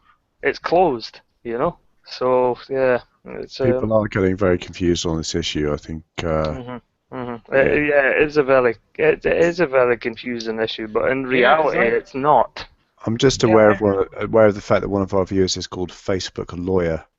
No, mate, Facebook Lawyer. Just fucking me. Not after this week, man. This podcast are only opinions. Yes. Oh yes, we know nothing. Disclaimer there. We're not really here. We're really in VR right now. We really shouldn't have called ourselves VRSpies. It's really the wrong tone. Well, I guess talking about headsets, not only are there cool headsets, but there's modifications to headsets that have been happening. Of course, not just having the headset by itself, but zero latency wireless headsets where you're using your computer somewhere else. So you still have a light headset on your head. You don't have that bulky equipment with all the stuff, but you can actually move around and you still have actual positional because there's some of these technologies, they have lighthouse-like technology. But of course, you can add that to the DK2 or pre-existing hardware. And of course, Serious Simulations is working on that exact same thing through creating chips, I believe, that have that kind of processing techniques. I don't know, does anybody else know more about this that they'd like to talk about? 1706. Who's the one that threw this in there? Is Don, were you the one that threw this in there? No, that was your idea.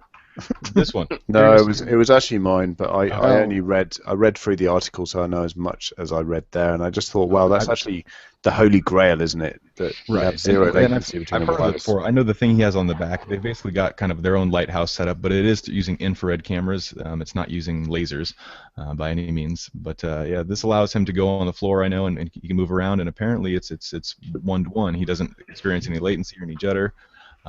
Which is really cool. So, but this is like rather than a company that's trying to create their own headset, they're trying to create technology that can then be bought out by these companies to be used within their headsets. So hopefully by the time who comes around for either company, we're going to see completely wireless HMDs and wireless handheld motion controllers.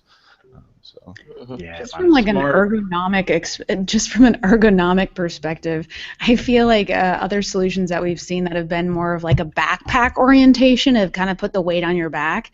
Like when we're already there's chiropractors have a term, text neck.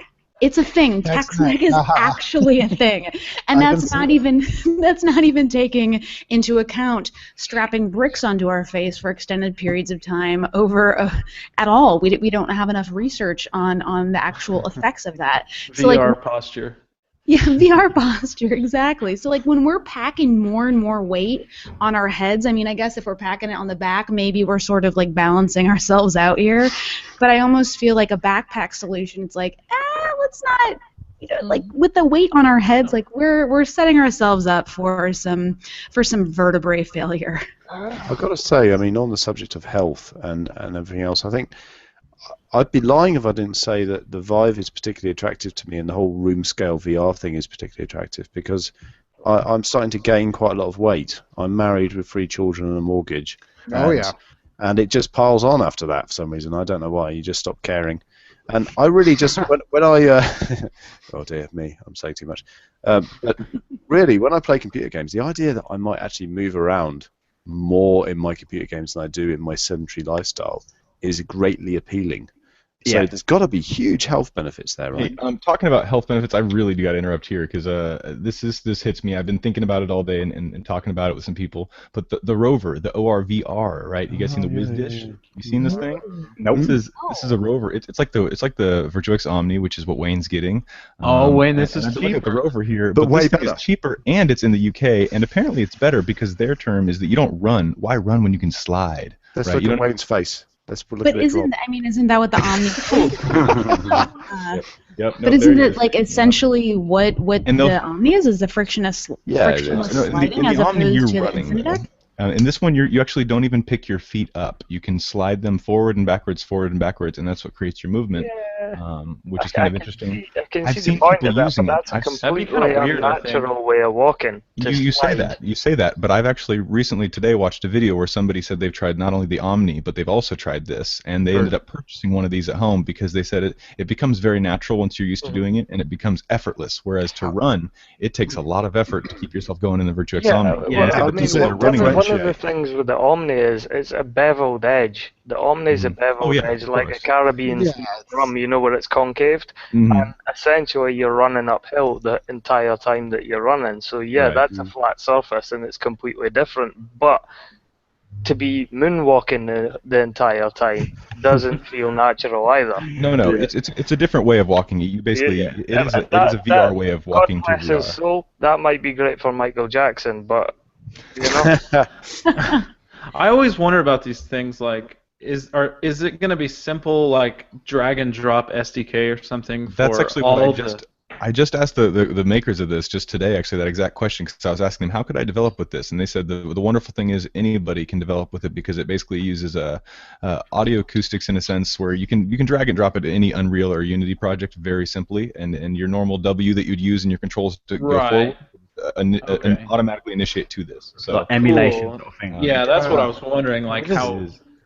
You know, it's actually going to be hard to fine tune that stuff, and you know, is everybody going to be able to implement it very easily? Apparently it's extremely easy for if you've created an app already and there's already locomotion set up in it, you don't need to do anything. You just set this up and you start playing. Wow. What's the price point on something like that, Caleb? It's $400, 400 pounds. I'm sorry, 400 pounds. If you live here in the States, British pounds, right? Actually, that's like $1 million. It's like $500. No, it's about about 578. Looks like. I think these sort of devices, they're great. They look fantastic, but there's a lot of future development to go. No, there's no doubt there's future to development. make them feel natural. Not for everyone, is it? Do you know what I mean? No, the best thing to do is to take a look online and see people who already have them and who have already used them and kind of see how they're experiencing them, and you can kind of just see for yourself the ease of use and their opinions of them. And I personally, I'm very interested in this one actually because I can easily kind of see in real life I scoot all the time with my feet. I mean, heck, I have no problems. Kind of You're moonwalking all over the place. One of the things for me as well with a device like that is also the fact that your headset is wired. So if you're spinning 360 in a very small environment, very quickly you're going to tangle your throat up with. I've already thought about this. I've already thought about this. Well, no, there is ways and means of stopping it, but it depends on how far you want to go to stop yourself tangling yourself up. So I mean, if you want to hang your cables from the roof, that's fine. G-clamp on the ceiling. Yeah, that's fine, but that's not for everyone, you know. No, luckily with 15 feet of cable, you can realistically spin 3 times before you're having that problem. And at that point, the developers of games are actually, this is one thing as developers, you're supposed to think about that. You're not supposed to make people spin the same direction several times, in any game. Yeah. They might make you do it once, but there really shouldn't be a game where you're doing that. And if you're playing a war game, you should be cognitive of, I've spun twice now, I should probably spin back the other direction. Yeah, I mean, I completely get that. agree with you. I get that, but coming from the perspective of a commercial diver, I go in the water with maybe 100 meters of umbilical feeding my air down to my hat. And I've Right. seen me tangled up in knots with 100 meters, 150 meters of umbilical, never mind 16 feet of cable. Right, right. No, Yeah. I completely hear you, which is why I think everybody's gonna love the wireless ones. No more problems with cables. Yeah, so something like the Gear VR or that, where you're able to go in, you've got a wireless headset, and then you can use that in this environment. Great, yeah. Oh yeah, actually, I was thinking exactly that. I was thinking, how could I implement my Gear VR games in using this thing? Because that would be the best thing, having nothing around me and just being able to kind of scooch around. That's and the holy grail. do I think it's possible? Oh, I know it's possible. It's just a matter of doing it. So. The inputs that Samsung has kind of been teasing, with the Ring. Yes. The Ring, and then the headset that is essentially like, helping with the vestibular system and providing input through that. Like, what if Samsung Gear, like, in the next 6 months releases these two data input systems? Like, where do we go then? Yeah, I mean, once you've got the positional, once you've got the hand tracking, once you've got the feet tracking, I mean, and there's nothing tethering you, it will become a completely different experience. Yeah, I agree. I mean, I'm excited. Because right now, whether we realize it or not, we kind of think about that cable at all times. I mean, it doesn't ruin my experiences. I extended mine like crazy, so I've got 2 USB extenders and an HDMI extender, so I've got some room. But even so, it's still there. But the biggest thing I can say just kind of to add on that topic, when you're playing a game like a skiing game, or you're playing a game where you're in space and you normally would be an astronaut with a helmet on, those games really, really work well, or even driving games when you're a race car driver, because you've got the headset on, like you would normally have a mask on or a helmet on. Feel like it, yeah. Yeah, like even when I was playing one of the games, I put a hat on. In virtual reality, I put a hat on, and I was like, it feels like I'm wearing a hat already. So, I mean, it was just so fun to move my head around and feel like I had a hat on in the virtual world. So, like, being able to give yourself, even in virtual worlds, kind of that mask type thing, or just any kind of a reason to wear something, that works very, very well as well. So, I love that aspect of it. Going off topic again. Sorry, guys. No, that's great. That's really good. I think we're at that point anyway where it's we're time to getting be there. off topic and start taking some questions. Let's see if any questions we got. Sorry, just before you go on the question, I do apologise for interrupting. Do it, Wayne. Do it. Going back to what Chris was saying about like getting in shape and being active, and using like the Omni or the virtualizer or that other Not thing. something you have to worry about, Wade. Not Fat something you have to worry bastards. about. Yeah, it's us fat bastards that have to worry about it. I'm gonna get fucking shredded to fuck. Honestly, I'm gonna be a mutant in about 90 days. They were like, what the fuck happened to him? I mean, I'll be like, yeah, VR, don't worry about it. Dude, Wayne, you need to start the first workout video series. I'm with that. gonna, I swear. No, he's going to, dude. He's going to. Shake made as well. Yeah, I pitched that to him. I was like, oh yeah, any chance you guys can speed up my delivery date so I can get on this program on my side?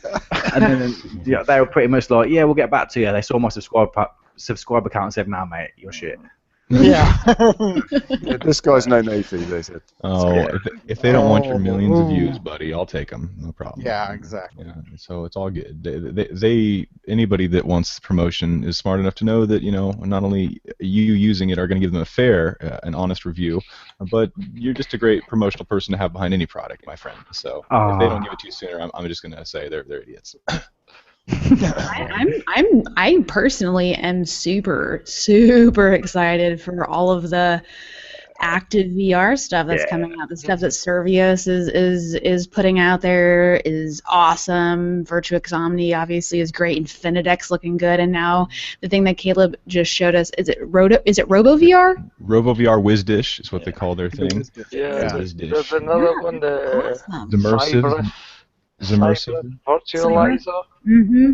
That's another one. Cyber. Immersive has the hand controllers, and you can take their product and put it on any. You basically can put their product on. If you don't have motion controller for the Oculus yet, you can buy a Immersive hand controller, and then you can have controller like touch. They basically look like touch controllers, but they just add a device that goes on top of the Oculus, and it works. The Cyber's like gonna be super expensive, I feel like. Yeah, we need to wait and see what happens with that. I mean, VR they've been gloves? quite quiet for a long time, Yeah, I haven't heard about them in a long time. Sorry, They use that same guy though. I feel like that bearded guy's like in a lot of videos. They've got the guy with the ponytail that looks a little bit sleazy and. Probably really cool though. He'd probably be fun to hang out with. Probably Probably awesome. really- it's probably really awesome. You're just jealous of the long flowing hair, I feel. Yeah, I feel that. Seeing the light refraction off my forehead. Jealousy and I envy. am. Always do. There's That there's just a huge, when we're talking about being active in virtual reality, there's a huge opportunity, a huge business opportunity for that demographic. Because how many gyms are there throughout the world? There are a million gyms throughout the world, right? But they haven't even thought of the possibility of bringing this type of technology and this type of equipment into their gyms. I'm writing this down now. I'm going to be a millionaire tomorrow. Ready Player One. I used to be a personal trainer, and and again, I've confessed this already, I'm not a gamer.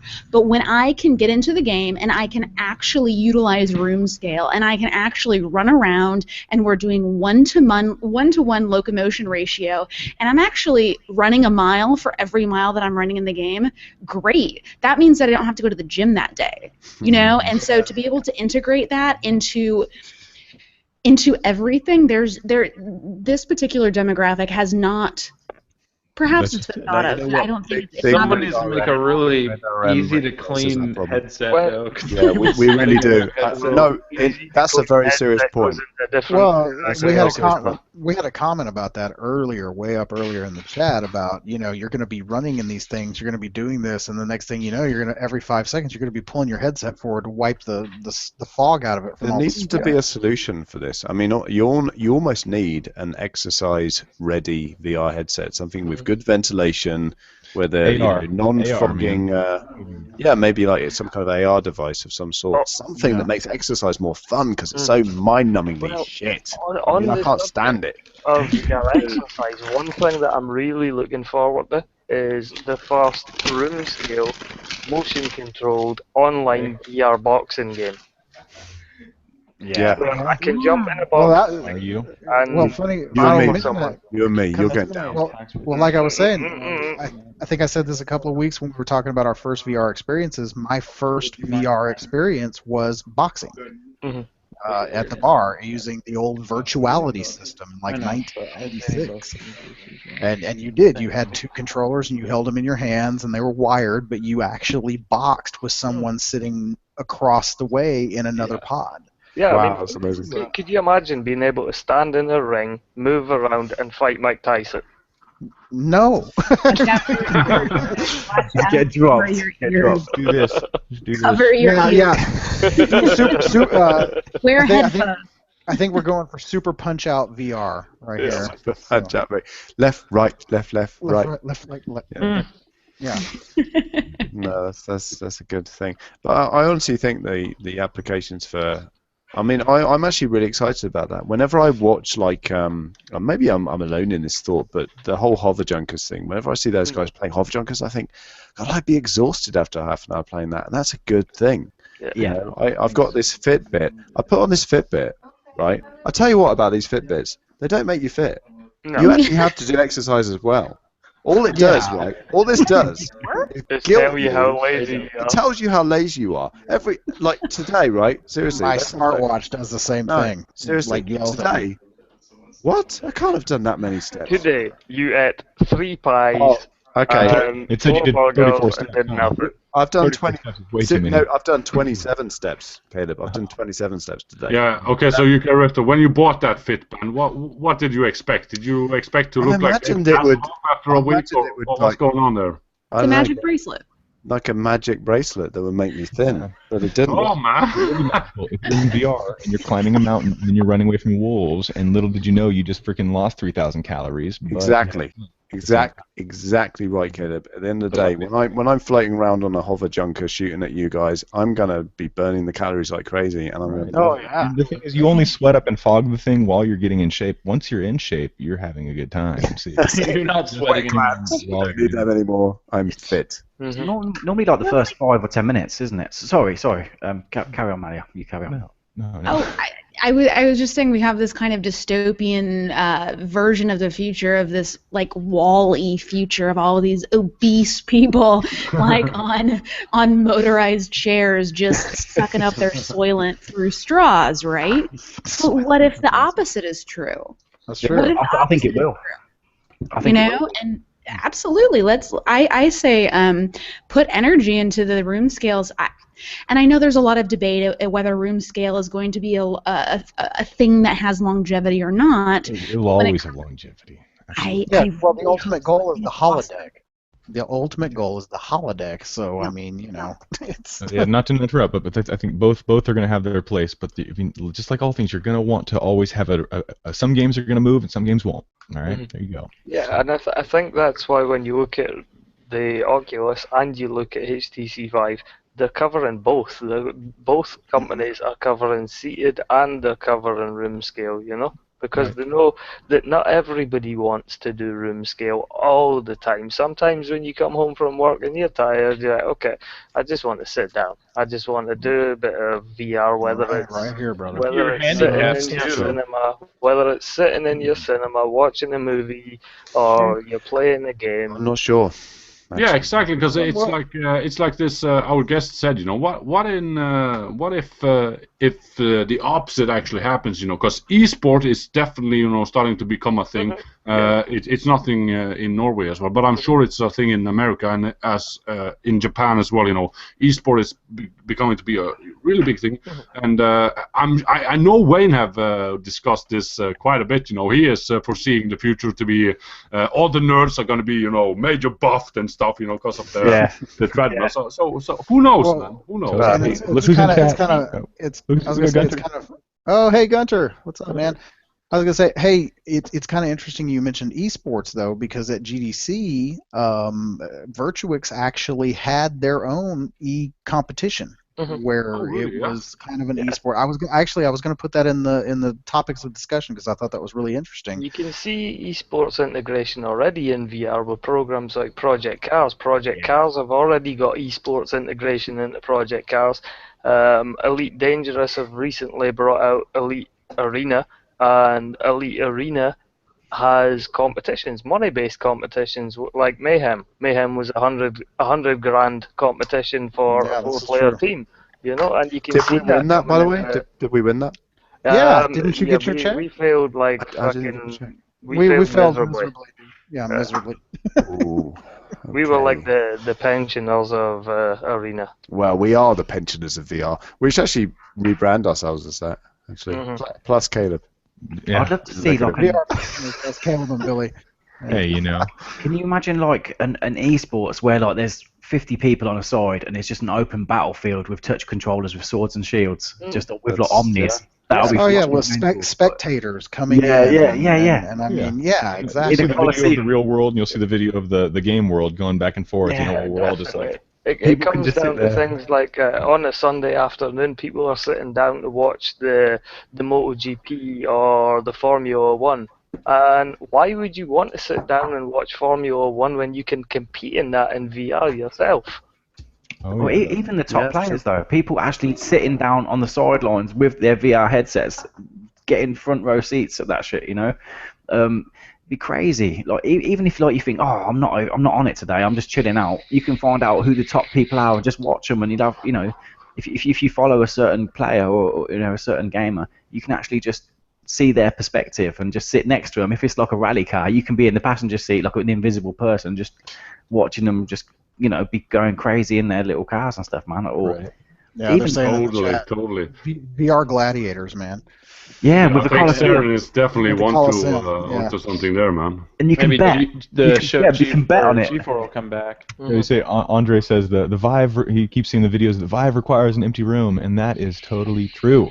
They do recommend that you take all tables, coffee tables, furniture out of the area, anything that could possibly trip you. So yes, empty. They want you to have an empty space, which makes sense. Unless you're going to be tracking the objects on the floor, you don't want to bump into them, do you?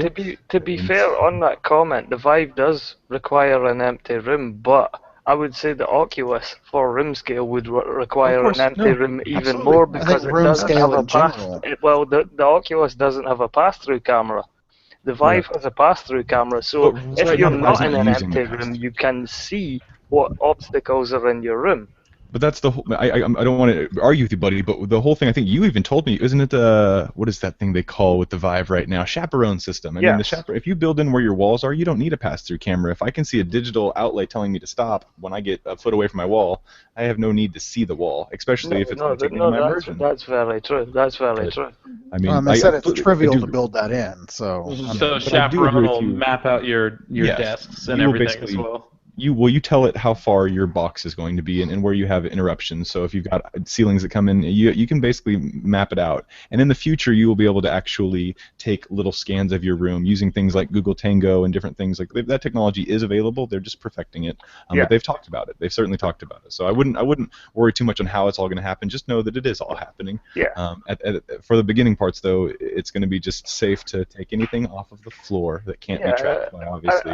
At the moment, when it comes to things like chaperone and pass-through cameras, at the moment we are in the infancy of VR, and all this is going to develop over the next coming years. So whether Oculus has a pass-through camera, Vive has one just now, it's all going to change and develop, and we'll see differences happening within every headset. Real-time chaperone, so I can have like a little animal in the room with me that comes into VR. Billy, I don't want to know what you get up to with animals. Oh yeah, here we go again. Actually, just the funny thing that you said that. Well, I was going to say, I think the Hover Junkers guys did. Yeah, okay. Exactly. The Hover Jumper guys, they did that. They basically put a tracker on the dog, so they could. Well, they put the Vive wand on. They strapped the Vive wand. I didn't even know that. And it was like this little. There's a great video of it. He's this little worm, this like alien worm thing running around in the little worm. Yeah, but it's his dog, so he just goes pick up the worm, and it's just. And he's like picking it up. It's hilarious. You just put a little VR tag on your dog, just where his normal tag would be, and it's connected to your system, and you always know where your pet is. Keep in mind, pet tracking.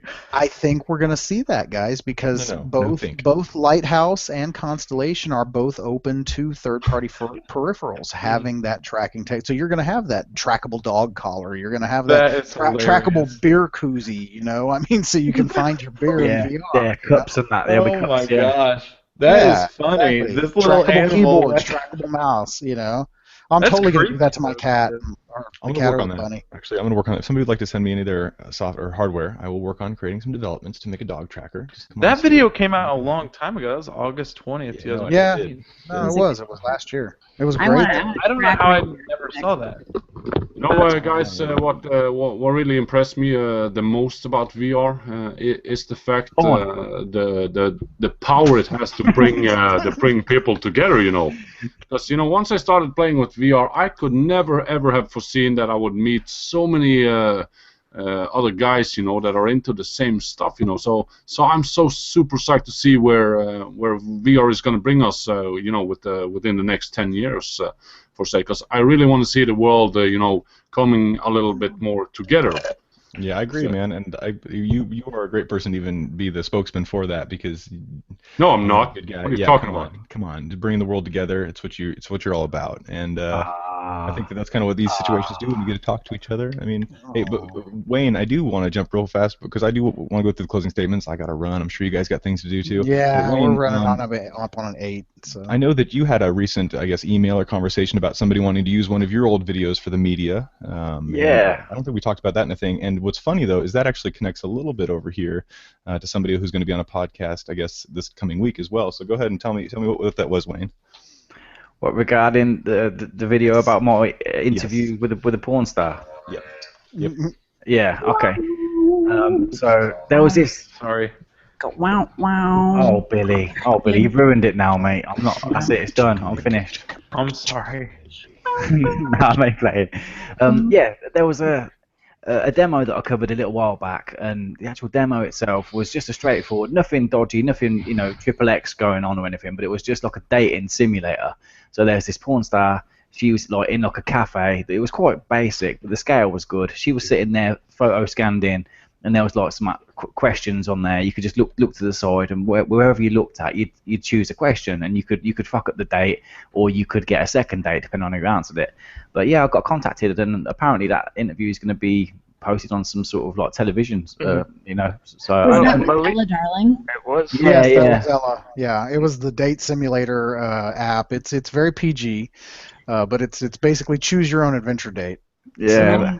Malia's actually doing an interview with Ella Darling, I believe, aren't you? Mm-hmm. And I think, did somebody click on me in the chat thing? Because I keep seeing my camera on the thing. I think somebody got me stuck on there. I want to mention really quick, if we're I've heard about the Date Simulator. I haven't actually seen it. However, I am going to be interviewing Ella Darling on the 22nd. So go ahead and just put on your calendars right now. Yeah. All right. Because the thing is